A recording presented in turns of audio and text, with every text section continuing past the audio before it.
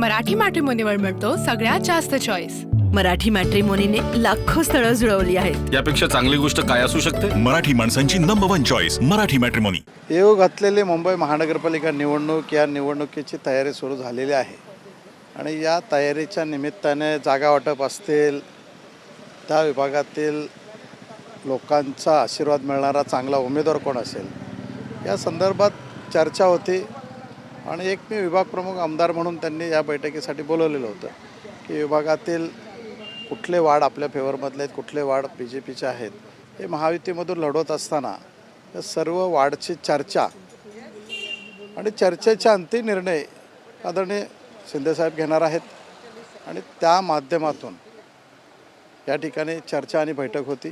त्या बैठकीतून महायुतीचा हा मुंबई शहरावरती भगवा फडकला पाहिजे, मुंबई महानगरपालिकेवरती हा भगवा फडकला पाहिजे आणि महायुतीचा महापौर त्या ठिकाणी बसला पाहिजे। या दृष्टिकोनातून सर्व व्यूहरचना करून आपापल्या विभागामध्ये जास्तीत जास्त नगरसेवक कसे निवडून येतील याची जिम्मेदारी प्रत्येकाने पार पाडायची अशा पद्धतीची चर्चा होती।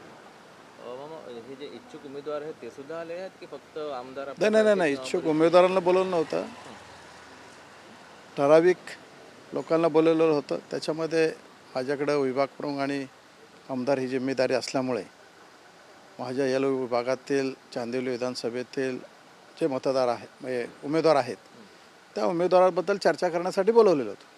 काल एक बैठक झाली होती बांद्रामध्ये, तर 200 सीटांवरती चर्चा पूर्ण झालेली आहे आणि 27 सीट बाकी आहेत। नेमकं शिवसेनेला किती सीट मिळणार असं काय आपल्याला मला वाटतं थोड्याच वेळेनंतर माझ्या पक्षाचे नेते महाराष्ट्राचे उपमुख्यमंत्री आदरणीय एकनाथ शिंदेसाहेब आपल्याला सेनेकडे किती सीट आहेत आणि भाजपकडे किती सीट आहेत याची सविस्तर माहिती देतील। मराठी मॅट्रिमोनीवर मिळतो सगळ्यात जास्त चॉईस।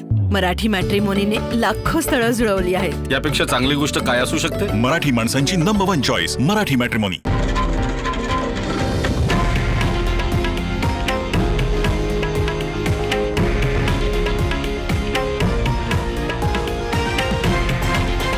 हे आहे देशातील नंबर 1 न्यूज नेटवर्क आणि आपण पाहत आहात TV9 मराठी, एकमेव।